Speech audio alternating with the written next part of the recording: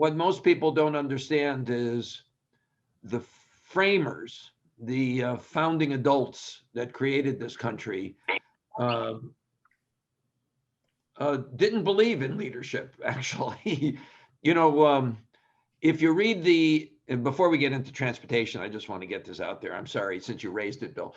But if you read the Constitution, if you read the Declaration of Independence, a great read, by the way, you should read it every now and then. Read the Declaration of Independence. It's clear that we did not rebel against England.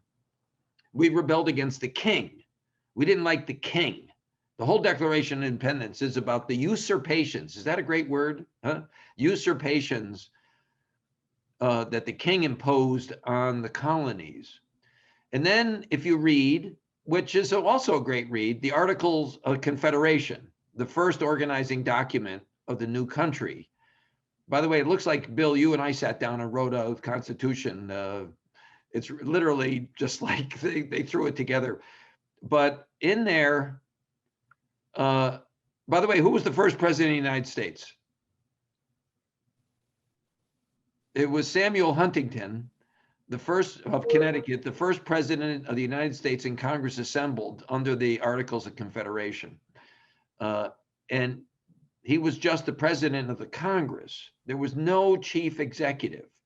The revolutionaries, the founding adults, were so anti-executive that they didn't have one. Well, it didn't work. And your point is exactly right. You need leadership. You got to have leadership. Except if you read the Constitution closely, you will see that the Congress is the government. Mm-hmm. Congress is the government, and the president is, in essence, the COO, maybe even the CEO. But I say, if you read it closely, the president has very few powers. He's in charge of the military, but he cannot declare war. He can appoint senior officials, but the Senate has to approve. He can negotiate treaties, but the Senate has to approve. The only real power he has is he can order the Congress to come back in session if they don't feel like coming back in session. If you read it closely, Article 2, the president has very few absolute powers. Over the years, the presidents have either taken powers or Congress has, for some stupid reason, given the president more power. And of course, when the nuclear age happened, we had to have a president who could respond quickly. But read the Constitution. It's a fast. And by the way, that's not a liberal necessarily, just because I'm liberal, that's not necessarily a liberal point of view. If you read National Review, Jay Cost wrote essentially the same article called Congress is Supreme, where he makes the case that Congress is the government and the president is supposed to, by the way, the State of the Union was supposed to be a progress report, not a political speech. It's supposed to be, hey, we want to check up on you. Tell us how you're doing as president. That kind of thing. So it's an interesting thing that America, well, of course, we don't teach civics anymore in this country. And so Americans don't even, 1/3 of Americans can't name the 3 branches of the federal government. If you ask them, they'll tell you the Army, the Navy, and the Air Force. It's a crazy situation. Anyway, I'm sorry if I'm no. Other than what we're supposed to talk about.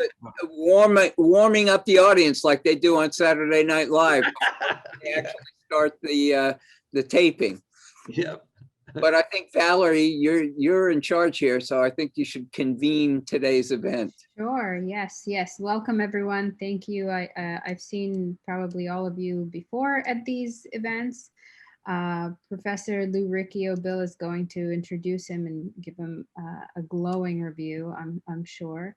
But today's topic is transportation as the key to New York City's economic and social growth, challenges and opportunities. So this session will be recorded. We will have a few people filter in and out during the session. The session should take 20 to 40 minutes of lecture, and then we'll close it out with a Q&A session. So you can write in during the session in the chat, or you can save your comments and questions until the end. And Bill, without further ado. Well, thank you, Valerie, and thank you to you and to Jeremy, who is on vacation this week, for shepherding this talk, which is now entering its second year.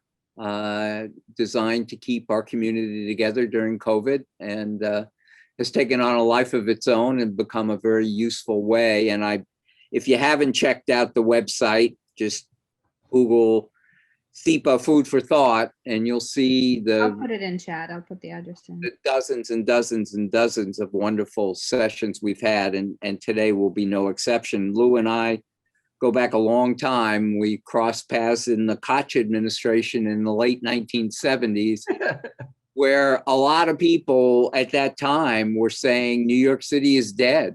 One of my close friends, who was a major developer in New York, said, I'm moving to Florida, I'm done.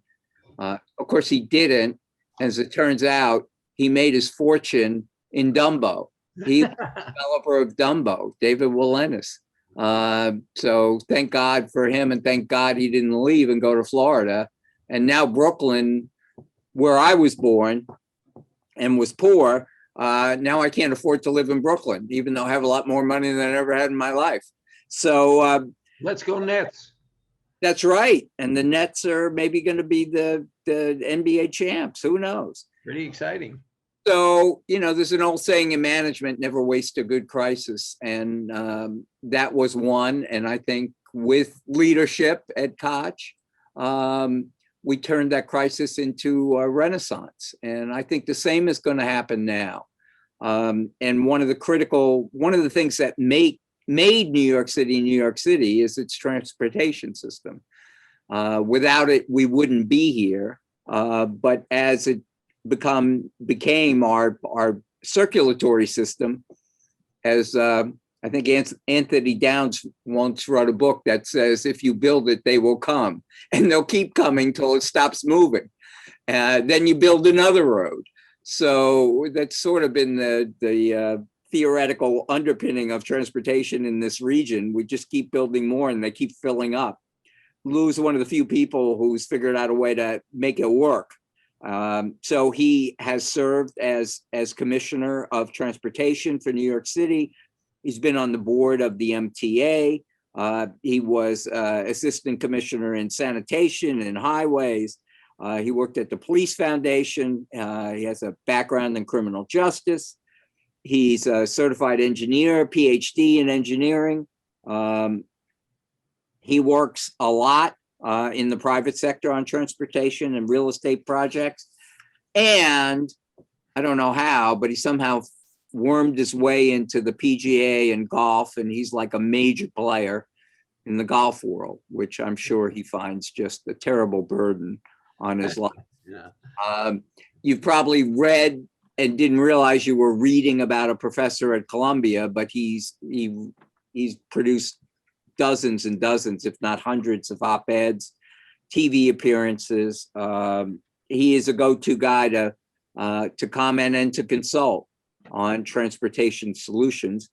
He's also a winner of a teaching award here at Columbia, and makes at least a modest income teaching 400,000 courses here at Columbia. Schools from engineering to professional studies to us. So he's a good friend. He's a really brilliant guy, and a person who has a great degree of academic learning and knowledge, but is like a New Yorker. He actually understands how things work and how you fix them. So I guess that's what engineers are, right? That's right. That's what engineers do. Thank you very much for that overly generous It's all true. introduction. And I could return the favor and try to, of course, but everybody knows what incredible work Bill has done, not only in the public sector, but the programs he's created at Columbia, at SEPA, turning SEPA into a powerhouse because of his work in building out the MPA and the EMPA program is just, Columbia owes Bill such a debt of gratitude for all he's done to build our program. So, but we can have this mutual love affair here go on all the time. We won't get that. By the way, you did my career in reverse order. I'd rather talk about policing than sanitation and then highways. And that sequence, I always say I started out with crime in the streets, and then I went to sanitation where I worked on grime in the streets. And then finally I realized the real problem was the streets themselves. So I tried to work in that direction. If I stayed any longer, I'd probably end up in the sewer going down like that. Actually, Pat Paulson ran for president on the Smothers Brothers show back in the 1960s. He said he was going to cut street crime in half. He was going to double the number of streets. And that's always been my philosophy on those kinds of things. Bill, when Bill asked me and Valerie asked me to give a talk, they said, well, how long, I said, how long should you do? It reminded me of Winston Churchill was once asked to give a speech. He said, I'd be delighted. I'd be like, how long do you want me to talk? He said, you want me to talk for 2 hours? I can do that right now. You want me to talk for 10 minutes? It'll take me weeks to prepare. So I was pleased when I heard 20 to 40 minutes. So I only had to prepare for about 4 or 5 hours for this, to get all my nonsense down into reasonably structured discussion about New York City and transportation. And it really, what I'm going to start out with is New York City, but I'm also going to talk about general concepts of transport. But my heart is really in New York City, because I think we have, New York City is always one crisis to the next. So if I say, oh, New York City's in crisis, what's the big deal? But when it comes to transportation, we're both in a crisis state. This is even prior to the pandemic. We're both a crisis state and an opportunity. And as Bill said, you never let a crisis, never waste a crisis. But let's take a step back and talk about transportation. All aspects of city government are critical. All aspects are critical to the well-being of our society. But transportation plays a larger role than most people recognize. Everybody talks about crime and education and absolutely critical issues. But transportation probably ranks just above zoning as the thing people want to talk about least, even though we depend on it all the time. And I teach operations. Those of you who know the operations I teach, the thing about operations is that to be successful in operations, you have to be invisible. Operations is done well when nobody notices it. It's only when you screw up operations that people notice it. You expect the train to appear on time. You don't say when the train appears on time, you don't say, boy, the MTA is doing a great job. You only notice it when they screw up, okay? So transportation is one of those issues that you don't wave the flag about, you just get angry about, okay? And I'm somewhat angry about what's going on right now, and you'll see that come out in my talk. So let's go back. Let's go back a little bit, historical background. Why does New York City exist?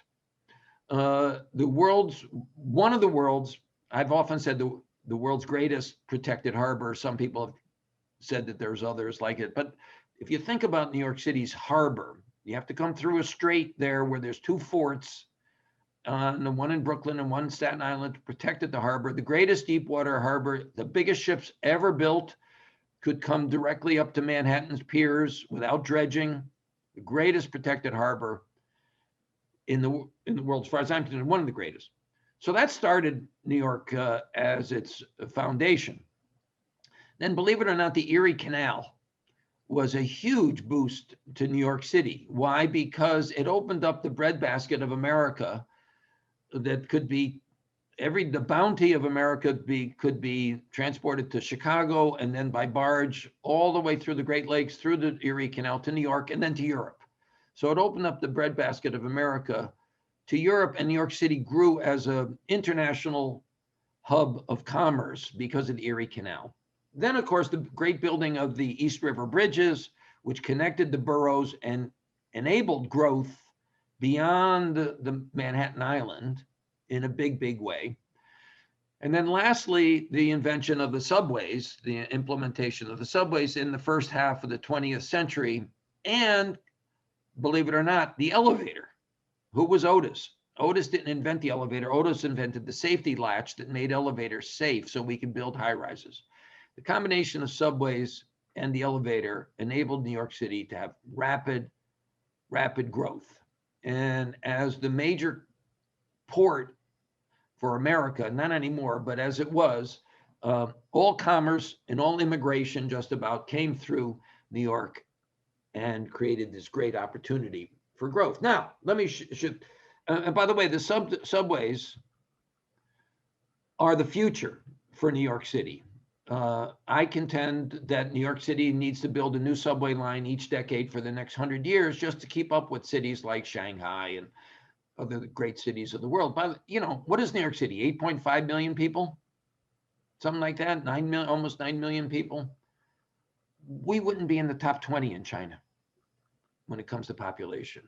We have an egocentric view of New York City that we're just the greatest in the world. Well, I got news for you. Other cities are growing rapidly, and they're growing it because they're doubling their subway system, their transportation systems, their public works.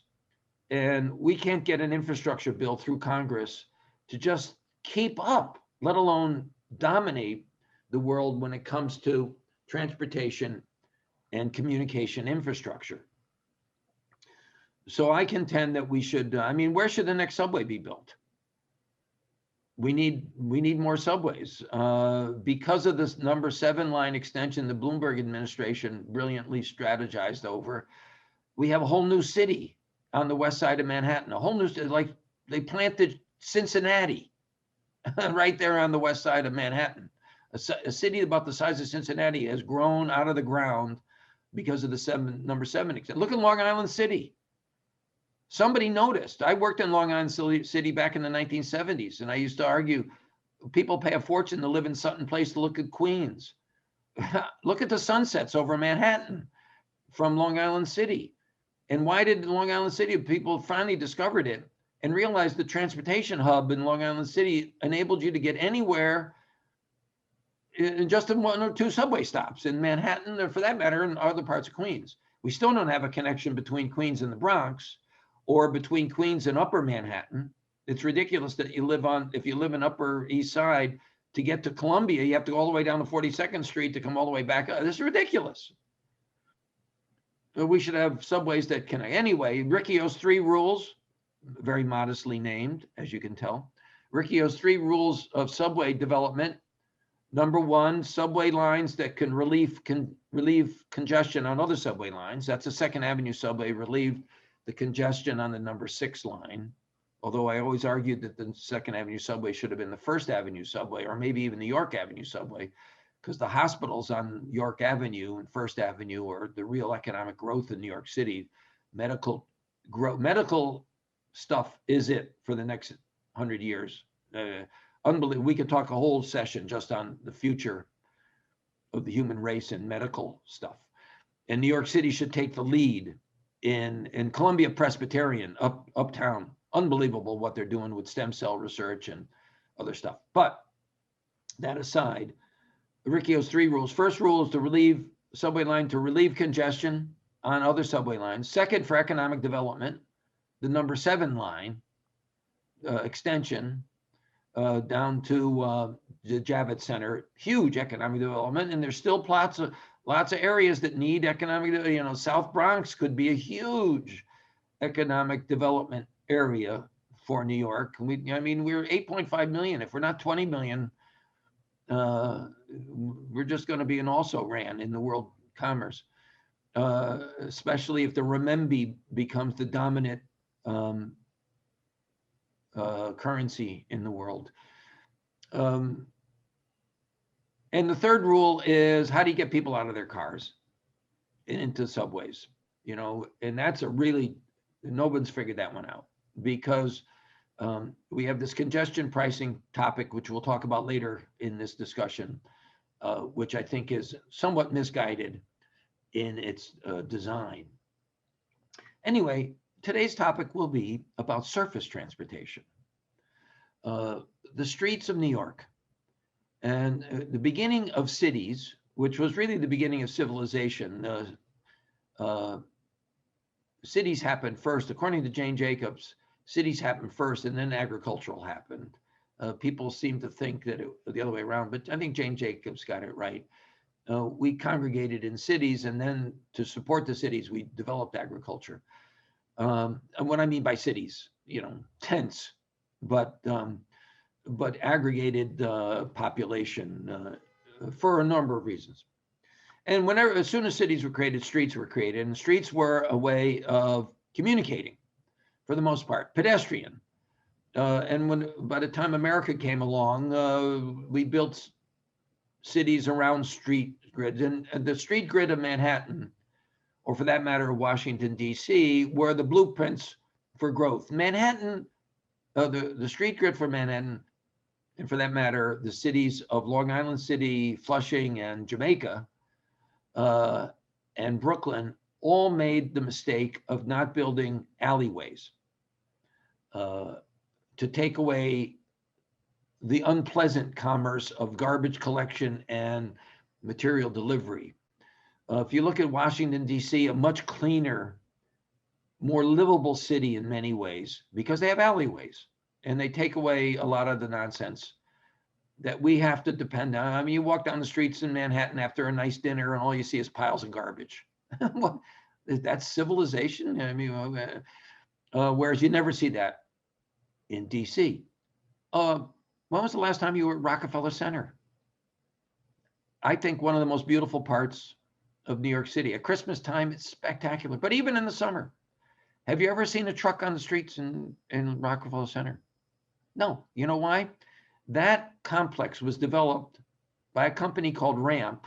My old engineering firm, Urbatran, bought Ramp from the original developers. Ramp did the transportation plan for Rockefeller Center. Everything's inside the building.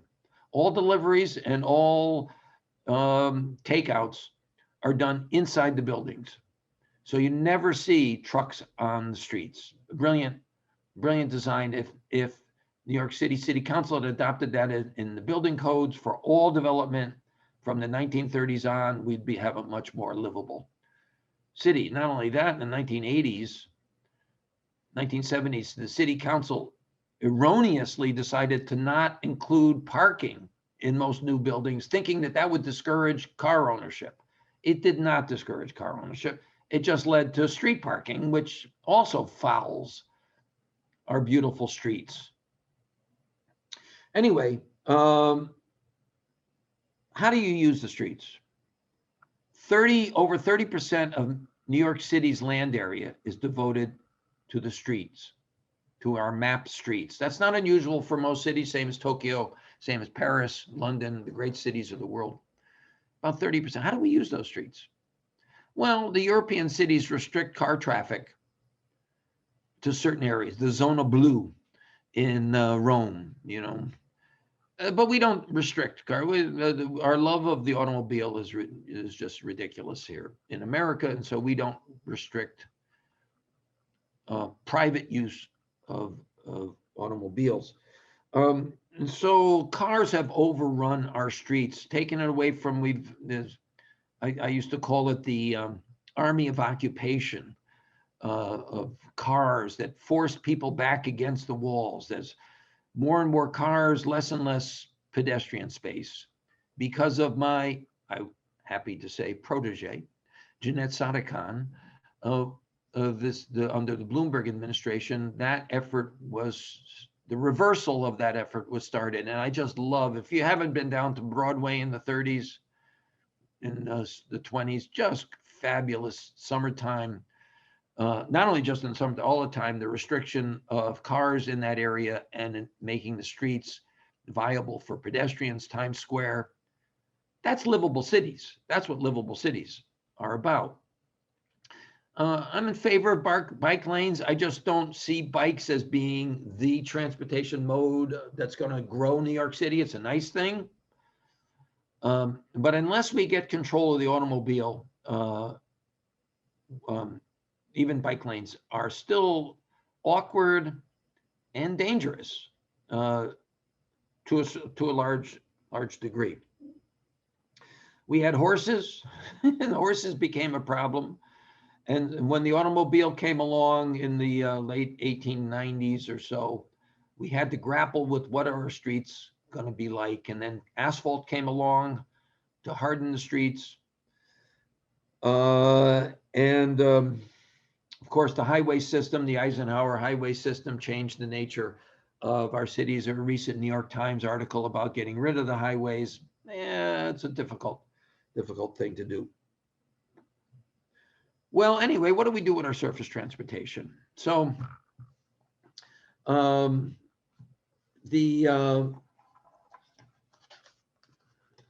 me see what I was saying. By the way, when the car was invented, they were expensive. They were made one at a time. Until Henry Ford came along, only the rich people could afford cars.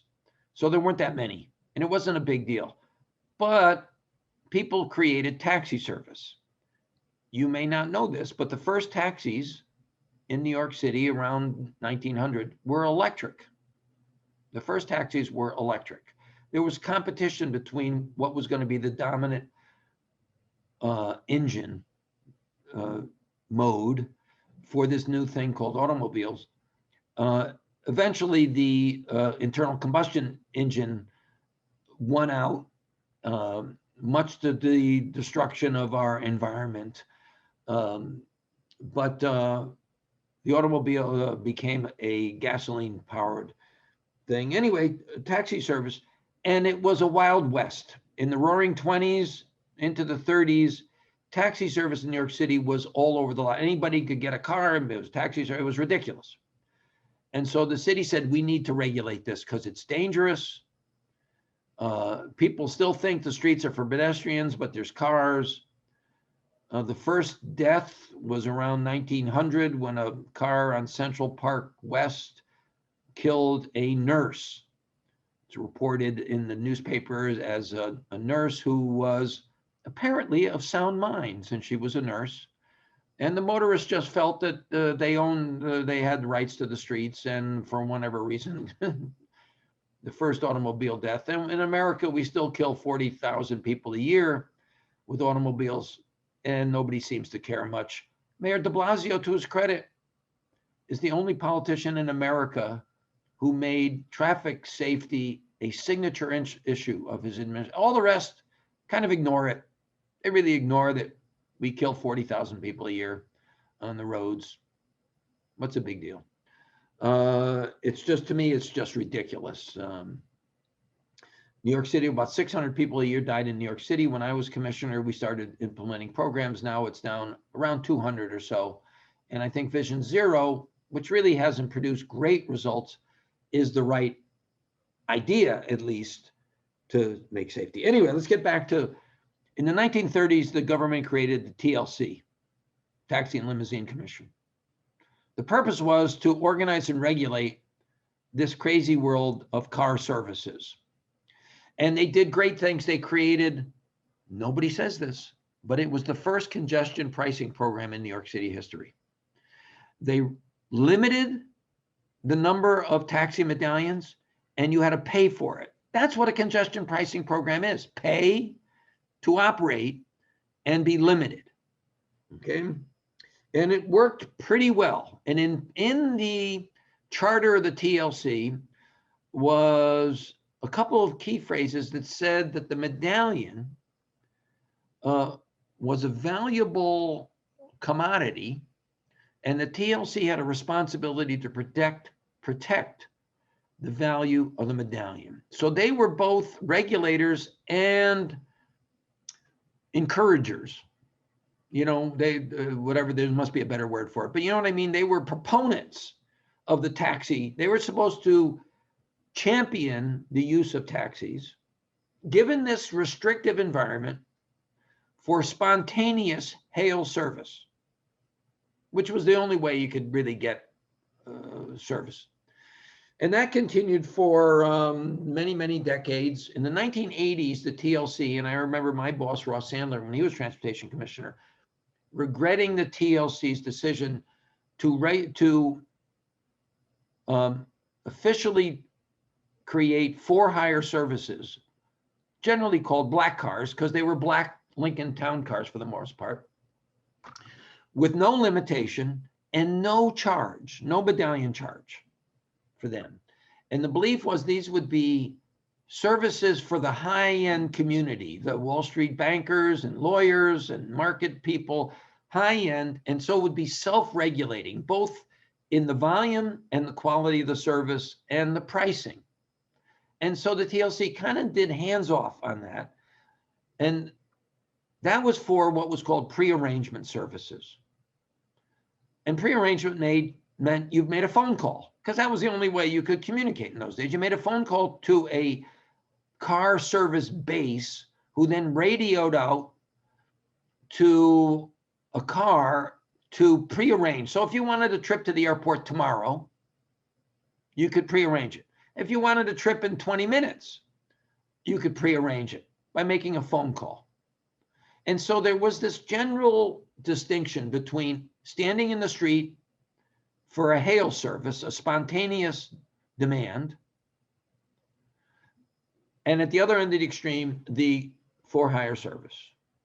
Okay, and this operated reasonably well, although the taxi people, the yellow cars, felt that the black cars would encroach on their business, which they would. When they weren't busy, they would drive around looking for people hailing and say, how would you want to hop in here?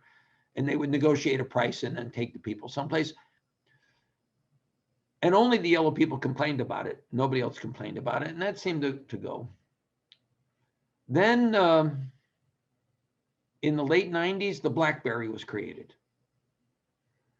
Some of you may remember the BlackBerry. And I remember talking to a Columbia class of wonderful SEPA students and talking to the rich and arrogant taxi owners, their own worst enemies. And I said, you know, this BlackBerry thing is different. You're going to have a picture of a taxi cab on the BlackBerry. You're going to tap it, and it's going to know where you are. It's going to know where the cabs are. It's going to assign a cab. And I said, I'd like to build out that app. And the arrogant yellow people said, who were my friends, by the way, and I had done some, all full disclosure, some paid work for the yellows back in the 1990s.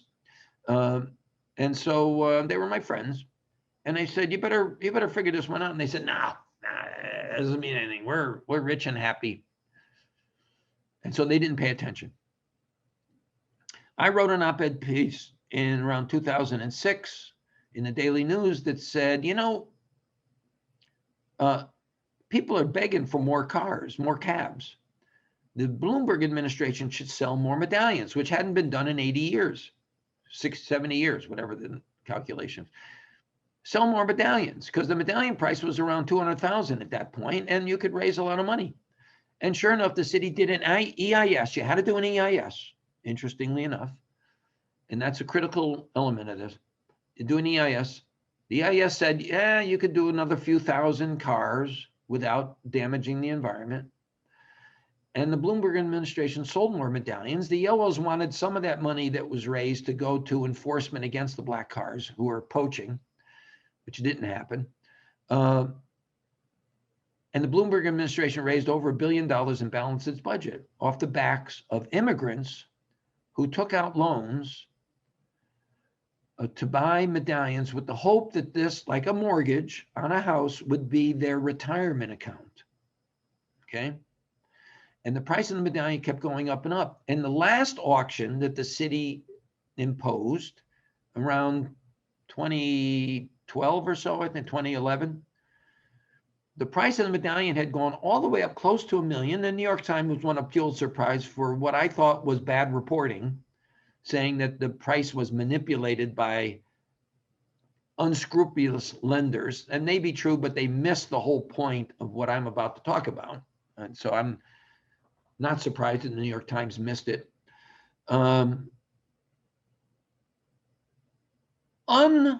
Against SEC regulations, the TLC sold the medallions, and in their prospectus, they said that the medallion was a good long-term investment. You never say that when you sell a stock.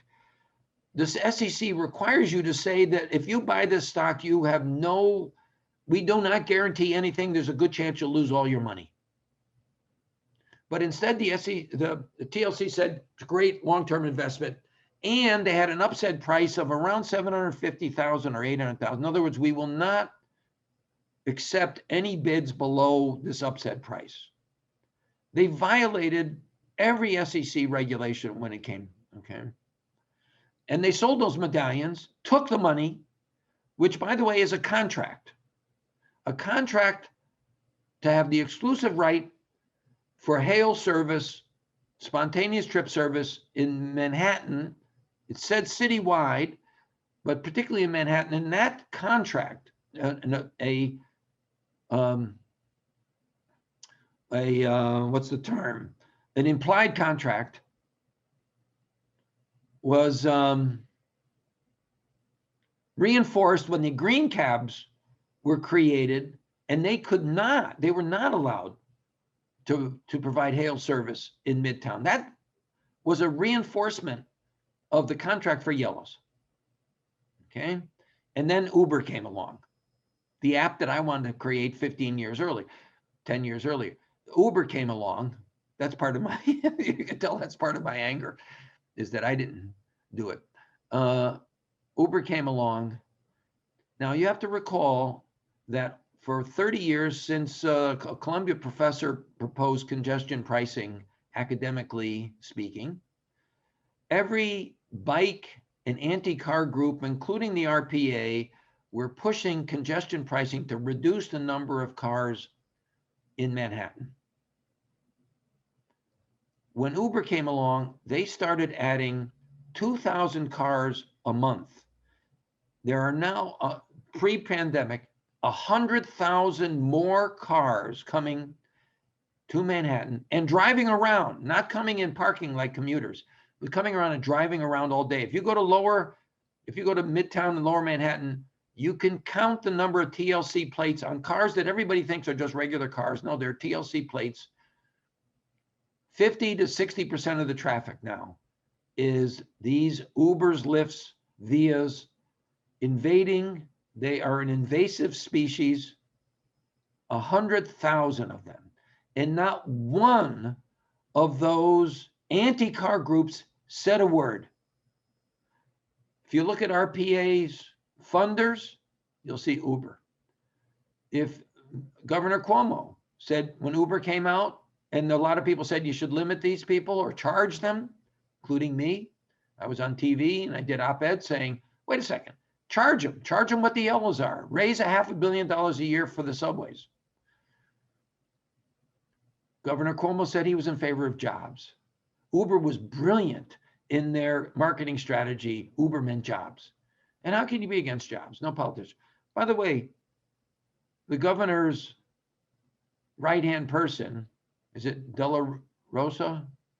I apologize. Her husband is the Uber lobbyist in Albany. Okay.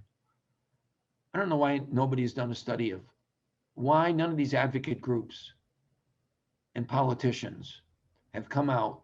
Oh, some of them are in favor of congestion pricing. Congestion pricing stopped 100,000 more vehicles when the EIC, and they didn't have to require an EIC. It's because the TLC lawyer said that these were for-hire vehicles and they could not regulate them. They did not make a single effort to regulate these extra vehicles. By the way, all of those, not all of them, I should say all, many of those TLC officials who ushered in the Uber era are now working for Uber and Lyft and Via. Nobody's done a story about that. Meanwhile, we suffer with a transportation system that is in jeopardy because of these vehicles. First off, our streets are full of cars that shouldn't be there. They've not paid for it like the yellows. They've destroyed the yellow system. They're hurting the bus system, particularly in the outer boroughs, where bus service is the only lifeline for poor people. I always say about the gig economy, everybody's excited about the gig economy. I say, yeah, Uber's killing our transportation, Amazon's killing our retail, and Facebook is killing our democracy. Other than that, the gig economy is great. You know, what's going to be done about this? And in this mayoral election, nobody is talking about the influx of 100,000 vehicles. Congestion pricing is okay. It's going to cost them $100 million in putting in cameras and fences, electronic, all kinds of stupid stuff to raise what? $200 million. All you have to do is pass a law that the Uber should charge what the medallion people have paid, and you raise $500 million. You don't have to put in any technology. You just put in 100, just pass the law and you raise $500 million. So you can build another mile of subway line every year. Every year, 10 miles a decade, or 10 miles a decade of greatly needed connectivity, subway connectivity. Or you could just ban Ubers and get back to letting the taxis handle the business, tourist, nightlife transportation like they always did so well. I think we're in crisis here and nobody's paying attention to it. By the way, 9 suicides, hundreds of bankruptcies among yellow taxi drivers and owners. The price of medallion now is down to under $100,000. People have lost all their livelihoods. The governor who wanted jobs, Uber's losing $1 billion a quarter. The only way Uber survives, and the idiots on Wall Street keep funneling money into them, the only way they survive, driverless cars. So much for the jobs. Uber either dies or has driverless cars. So we're in a predicament. And I think somebody has to take charge. As Bill said, we need leadership, transportation leadership. They've been focusing on bikes. God bless the bicyclists, all 50 of them. You know, nothing wrong with bikes, but either we're going to take the bike seriously and make it protected, or we're just going to let them drive around in traffic where it's dangerous. But get 100,000 vehicles off the streets, create bus lanes, take half the streets and create bus lanes, build more underground parking, get the cars off the streets, put in congestion pricing, but build more subways. That's what we have to do. Okay, I babbled too much here, I think. I hope it made some sense. And I think my 40 minutes are over. So fire away. Yeah, we can open it up to questions or comments. You can feel free to unmute yourself and engage. Thank you for a great presentation. I hope it was helpful. It is. It gave me a lot to think about before I dial Uber or Lyft. I never tell you, Uber, Lyft, their business model is terrible. It's just not, but the people on Wall Street, the geniuses who all look down their noses at people in government, keep throwing money away on these idiot businesses what can I say, Adela. Lou, can I ask a question? Thank you. That was Please great. do. I just have a general question to ask. It's not my field of specialization, but I have read recently that there's some debate in the city between this view that Penn Station should be renovated with real estate all around it, and the others proposing this idea that it should be a more systematic treatment of all the trains and so on, rather than just the renovation of Penn Station. Can you enlighten me about that a little bit? So Penn Station, which is moving over to the Moynihan old post office, is it's a station, by the way. I'm sorry, I'll get to your question. Grand Central Station. Does anybody know what Grand Central Station is? Grand Central Station is the post office on 42nd Street. Grand Central Terminal, because it's a terminal, is the train. Penn Station is a station, which means you could go through on either side. It's an essential hub, which unfortunately, if you listen, Jerry Nadler is the smartest guy Congressman Nadler about rail transportation and how New York City has completely screwed up its long-term viability about rail transportation. But for the most part, it's a commuter station. And it needs complete renovation and more. Now, if your question is, what should the community be around Penn Station? I mentioned James Jacobs, but I like development. I like preservation, Greenwich Village, Brooklyn Heights, Forest Hills. Have you been out to Forest Hills? Just gorgeous. That place is absolutely. I live in Kew Gardens. So Forest Hills Kew Gardens, there's parts of New York City that are just fabulous, and we need to protect that. But there are other parts that need to be rebuilt. And the area around Penn Station is not chock full. And correct me if I'm wrong, Adela, you may know more about this, but it's ripe for growth. And it's right near the Hudson Yards area. And it should be integrated with Hudson Yards in Midtown. The Hudson Yards area, I used to say back in the 1980s, I used to say, if you stood at Chelsea Piers, you could see half of the Empire State Building because there was nothing between Chelsea Piers and the Empire State Building. Why? Because there was no mass transit there. Transportation is the economic engine for real estate. Location. And Lou Rudin always said his father told him, build near a subway stop. If you want to get rich, build near a subway stop. Well, I'm saying let's build more subway stops. Let's connect Queens to the Bronx through the South Bronx. Let's connect Upper Manhattan to Queens by building a subway across 125th Street, connecting the new campus of Columbia to the airport. That would make Harlem an economic engine for the world. Not that the people in Harlem exactly want that, but anyway. So I believed in the ARC. Remember ARC, access to the region's core that Christie killed? I thought that was a smarter plan than the Gateway plan, but the Gateway plan has now been approved. It's a good thing. Is it a good thing? Is it a great thing? I'd rather build subways. I'm not as interested in connecting commuters to New York City, although if it gets them out of their cars, that's a good thing. But I'd like to see New York City grow.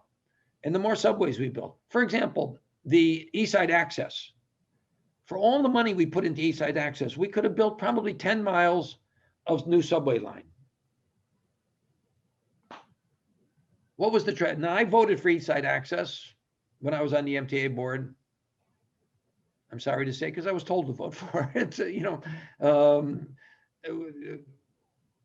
It's a whole nother discussion about what it means to be on the MTA board. But because it was a deal to get the Second Avenue subway. So we'll give the suburbs, so we get the votes of this, the Long Island Railroad people and the Metro North people to get more in New York City. That's an unfortunate aspect. By the way, let me change this. Adela, I'm sorry. Did I answer your question? Yes, thank you. By avoiding answering your question, I answered the question. Okay. We do have a question from I think any development in that area. By the way, I think New York City should secede. You want to talk about that? No, let's talk about transportation. We'll talk about that afterwards if we have time. Another question. We have a question from Kamal. I think this builds on Professor Gondik's question. Lou, what do you think about tying development, like air rights, to transportation, Absolutely. Right? So in Hong Kong, the MTR uses air rights and revenue that they own, parts of it, to rehabilitate their system. They get consistent revenue. Obviously, the landlords won't like it in New York City, but what can be done so we have a more sustainable transportation system? It's a wonderful value capture. And that's what Bloomberg did for the number 7 line. He created Hudson Yards as a value capture, and that's what is paid. The bonding was against the real estate development revenues that the city would achieve by creating that. Now, it's interesting, and I haven't seen the latest figures, but Hudson Yards was built. But even before the pandemic, there was questions about whether it was a viable real estate deal. I don't know if you've ever been to the Hudson Yards, but all the big money stores moved in there. Last I saw, they all moved out. Because they could, you know, the Neiman Marcuses and the Rolexes, and I guess, I don't know, the others, they're not there anymore. Now, the pandemic gave them a pretty good excuse to get out, but they were losing money. I'm not so sure value capture will work the next time around in New York City. The area that I've mentioned a couple of times, the South Bronx, I believe is an area for value capture. The skyline views, the connection to transportation, the ease to Midtown and the ease to Connecticut and upstate New York for the weekends. There's a lot to be said. And by the way, there's lots of parts of the Bronx that are beautiful. It wouldn't take much to make the Bronx just a completely gorgeous community. But anyway, so value, so you're right, that has to be considered. But you know something, in this country, we've got stupid about taxes, that the investments in public infrastructure have paid off in the long run. You know, if wisely spent, they're just, you know, the economic growth, you got to pay for it. You got to pay for it. And we have to find other ways, but value capture is one of them. So I agree with you.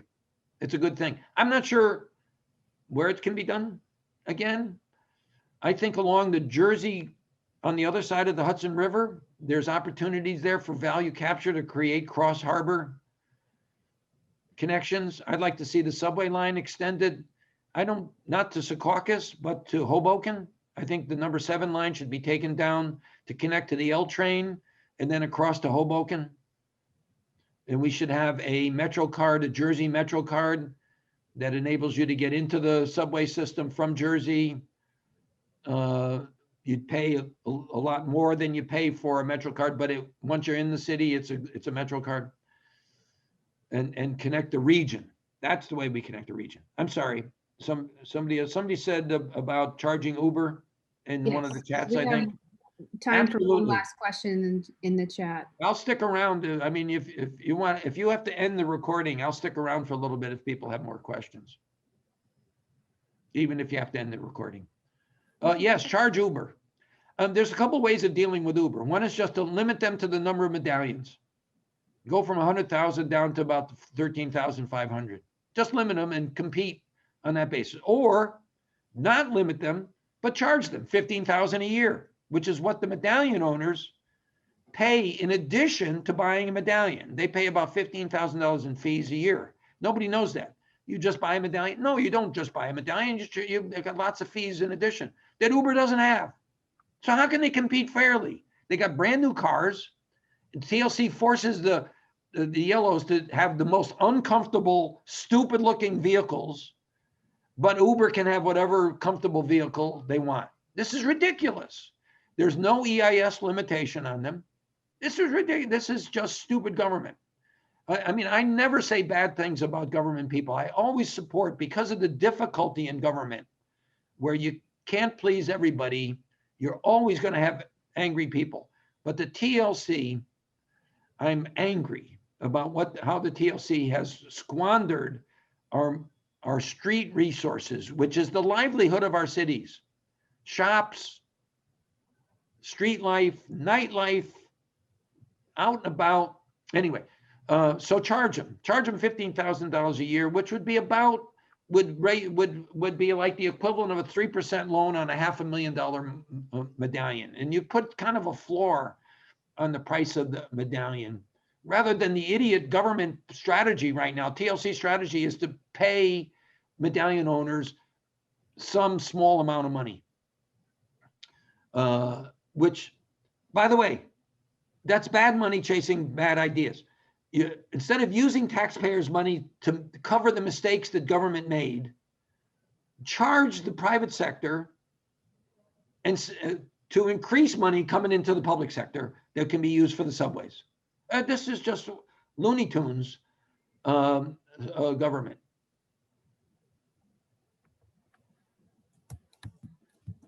Thank you so much. I think if Got there's, another question? if there are no more questions. Wait a second. Urbis. Urbis, you have a question? Yeah, and it's fine if we have to end, if you have to end, and we can talk later. It's not a big deal. I just listened to a It's up to Valerie. No, go ahead, go ahead. I'll stick I listened around. to a very fascinating talk from the Daily News on the subway system in March. It was March 21st, I think. And they were talking about the history and how the development of the MTA actually brought economic growth in Brooklyn. And it went up in Long Island and everywhere. And my thought was exactly the same, like how come that we are not investing more in the subway system up in Queens, and how come we're not connecting? And then I wanted to know your thoughts on two major things, because I do agree that New York is filthy. I come from a capital city of a country in Europe, and the capital city is What city? clean. I come from Tirana, Albania. And it's messy, it's noisy, it's the same. Capital cities are always going to be noisy, but I've never seen mice. And here, like every two feet you see a mice. It's a random day that you don't see them. You are lucky. And it makes all of the glory of New York just be like, I don't want to live here anymore, because it's gross, it smells bad on the trash days and all of that fun stuff we all experience. But there is no ways for you to clean it up if there is so many cars and if there is so many people and there is no infrastructure. To the same degree, though, I read about the fact that it takes like $40 billion to revitalize MTA, just maintain it and bring it up to date. Cost money. We have to think about reinvesting on something more. And then I just wanted to bring that because I found that very fascinating. And then what is it also your thoughts on the other hand? What is your thoughts of investing for the MTA, expanding in Long Island, in Staten Island, and more? Oh, go ahead, boy. By the way, I don't think Staten Island wants it. You know, I know that, but I think yeah. they complain all the time. Oh, we're the, but they don't want that. They don't want to be too connected. You know, and by the way, I go back. I can remember Staten Island when it was a country paradise. You go back 40 years ago, and Staten Island with 250,000 people, it was gorgeous. Little communities here and there, mostly open space, and this big landfill, the Fresh Kills landfill, which was going to become a ski slope if it hadn't been shut down. But I don't think they want too much connection to the rest. And by the way, even if they did, I think there's higher priorities for the next area for development. And by the way, I love if you haven't been on the Staten Island Ferry lately, it's the best ride in New York City. I just, first off, it costs money to run a subway system. And we need that. And there are ways of raising the money. There are ways, congestion pricing is one way, raising just the car registration fee. By the way, how many gallons of gasoline? Of course, we're going to shift to electric vehicles soon anyway. But how many gallons of gasoline do you think pre-pandemic were sold in the 5 boroughs? How many gallons in a year? And take a guess. Anybody? And we use less gasoline per person in New York City than anywhere else in the country. 1 billion gallons a year. If we had a 50 cents a gallon gas tax, we'd raise $500 million a year just on gasoline alone. And my plan was to raise the gas tax 10 cents a year for 5 years, and nobody would notice because the price of gasoline fluctuates more than 50 cents over the course of the year anyway. So raise it 10% a year, 10 cents a year. And by the way, in 5 years, buy a new car. Buy a new car that gets better gas mileage. You don't have to pay the tax if you don't want it. $500 million a year that could go in. And a subway, by the way, subway tunnels cost about $300,000 $300 million. Am I getting that right? Yeah, $300 million a mile for tunneling. By the way, tunneling in Manhattan is through the Manhattan schist, the rock. In Queens, it's through soft soil. It's just as expensive because you have to freeze the soil to build through the softer soil. It's not cheaper. But people complain. You've read in the papers that, oh, New York City costs so much to do this and that. It's not the tunneling. Our tunneling is the same cost as it is in Paris and Shanghai per mile. It's the stations that are expensive. And because our regulations are higher for airflow, especially the deep stations like the Q train, that's where the expense was. If you take out the expense of the stations, we're competitive construction-wise. Our contractors are the best contractors. Our engineers are the best engineers and the best contractors in the world. Right here in New York City, nobody pays any attention to that. They always like to badmouth them, but they are the best. You ever see a building go up? By the way, you walk down the street, all of a sudden there's a hole in the street where there used to be an old building, and then they pour the foundation, and then you go away for a week and you come back and there's 10 stories built. 2 floors a day. Our contractors are the best in the world. Anyway, if you want stations, and I absolutely agree that you should build these stations for the centuries, not to just get through the next 10, 20 years, but so that 100 years from now, like our East River bridges, we can look at them proudly, that they're still functioning. So the Q line, the Second Avenue trains, you could say, oh, those subway stations were far too elaborate. No, that's what you build public spaces to be. To be welcoming, inviting. Irvis, you're exactly right. Where do you want to live? If you want to live, our city should be, every street job should be an opportunity to make a beautiful street. We should be building our cities to be livable, wonderful places. Used to be in New York City, if you can make it there, you can make it anywhere. That meant, oh boy, New York City, you got to be tough. No, you should be comfortable. New York City should be a comfortable place to live. Every aspect of it should be designed to welcome people, to come and play, not just work here, come and play, retire here, enjoy your life here. We've got everything other than a ski slope. What don't we have in New York City? We've got everything. You name it. We've got everything you want. Beaches, the nightlife, Broadway, museums. What do you want? Go on the incredible educational institutions. Medical. We got the best medical.